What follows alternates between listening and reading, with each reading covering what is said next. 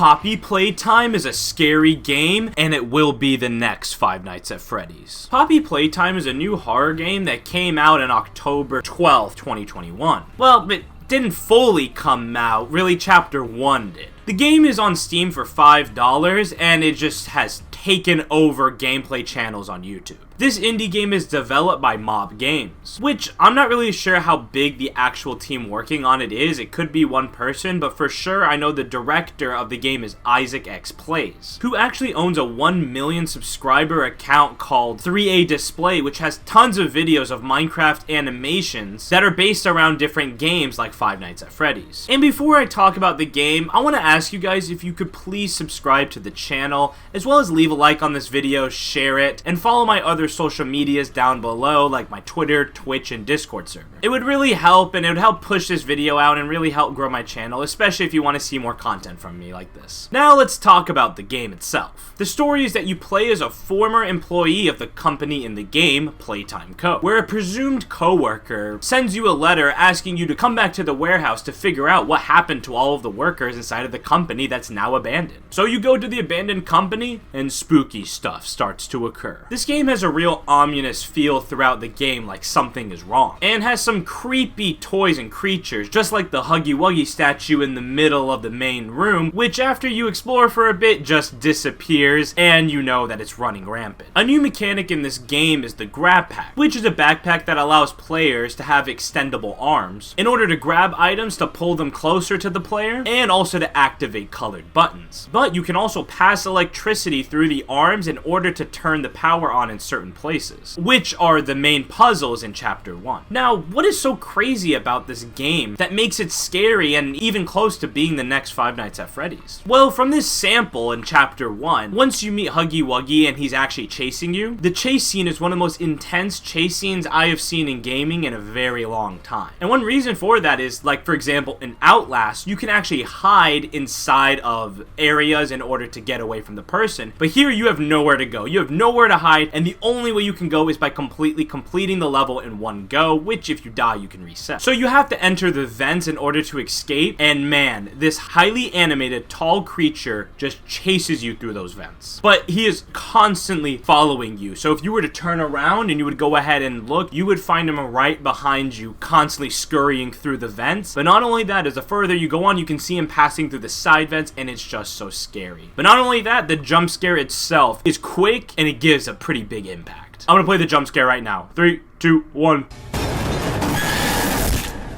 And as well as the sound of the creature moving through the vents is just heart-pounding while he's chasing you right behind you. The animations that the creature has is just scary as hell. And you can clearly tell he was animated by somebody who knows how to animate. Not to bring down a pretty positive mood, but I do have some issues about this game I would like to discuss. One issue about Chapter 1 specifically is that I think it takes a little too long to get into the action. Nothing really happens until you actually get to the chase scene where something pretty big happens. However though, that could build up to the final event, which is the chase scene, and it could pay off pretty well, and I think it does. I think that chase scene just is engraved in your memory. It's just so impactful. So I'm kind of split on my opinion on this. It makes the chase scene well worth it, but I feel like if your attention span is not that good, I feel like you might quit before you actually get to that scene. Another issue I have is specifically this one puzzle, which I think is the second puzzle, which is in the second power room where you build the toy. I don't think it's because I'm stupid and I can't figure out the puzzle, but I believe the jump from the first puzzle to the second puzzle is really, really tough. I just think it's a tad too difficult, especially from the last one. I feel like that kind of puzzle will be a little bit later. It's just the way you solve it is kind of a bit logical. With this new mechanic to learn it, it kind of hurts the logic. I think over time there should be more puzzles like that to build, but right now as the second puzzle, it's a bit tough. I mean, you can always look up a tutorial if you want to, but you know, I'd like to solve the puzzles myself. And my final issue is probably the biggest one, is that I think Chapter 1 is a tad too short for $5. It really feels like a tech demo that's obviously going to build into a way bigger story. I really hope Chapter 2 is much longer, and talking about that, they announced that Chapter 2 is coming out early 2022, so I'm very hyped about that. And I wish that the game, Chapter 2 specifically, is a lot longer than Chapter 1, and I just hope that the continuation of this game just goes all good. And the lore that's starting to build up in this game is already making fan theories run rampant. So So, what do you guys think of Poppy Playtime, and have you played it already? And what would you like to see in Poppy Playtime? Maybe more creatures?